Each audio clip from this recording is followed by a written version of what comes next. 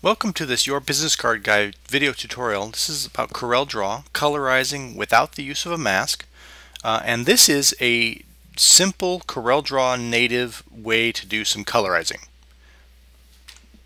If you've seen the other colorizing videos we've done, we've used a combination of tools. We've used PhotoPaint with the mask in a couple of different ways. We've used a combination of Corel and PhotoPaint to cut out the actual part that we wanted to keep in color, and we overlaid it on the black and white and used transparency in there. This is another cheap and cheerful way to do a colorizing effect that works pretty well. Obviously, the more careful you are, the better your result will be. But let's start by taking a look. This is the same image that we've used. I'm going to zoom in here closely on the eyes because that's what we've been focusing on. Now, obviously, this is a black and white image. I've converted this to black and white, and we want to cover the eye with a color and make it look like she's got, colorized eyes. So you can keep it super simple using the Bezier tool. I'm going to zoom in a little bit closer here. And again, I'm not going to be super careful just because I'm, don't want to spend a bunch of time on this video with me just poking at pixels until it's perfect.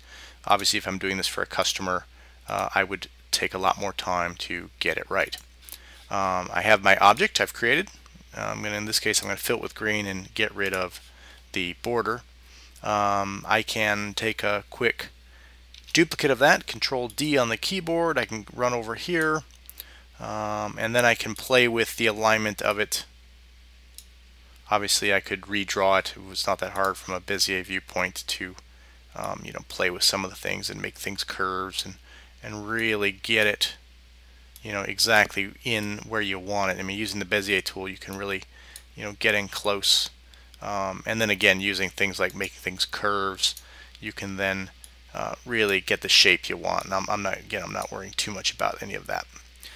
What I've done here is I've obviously covered her up with a couple of color blobs, but using the transparency tool, going up here to uniform, and I'm going to leave it at 50 just for the sake of knocking this out quickly here.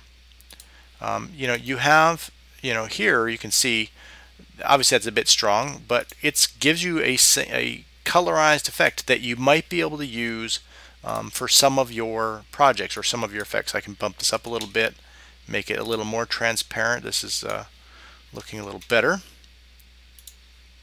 Okay, and so based on the work we've done in the other videos, I was able to knock this out in just a couple of minutes by a little bit of pre-planning, knowing what tools I have available, what I'm trying to accomplish, and away we go.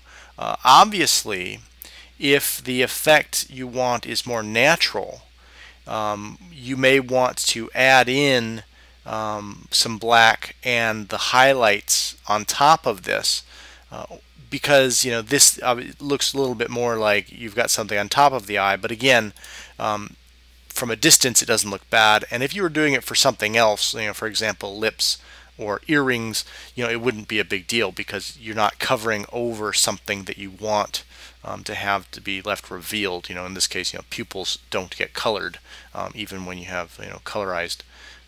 So that's just something to keep in mind, is knowing what technique to use for the project. Thanks again for watching yet another Your Business Card Guide tutorial on colorizing. Today we talked about native CorelDraw colorizing. We were able to create an object, fill it, give it a transparent effect, and overlay it, and it gave us a pretty nice colorized effect very quickly.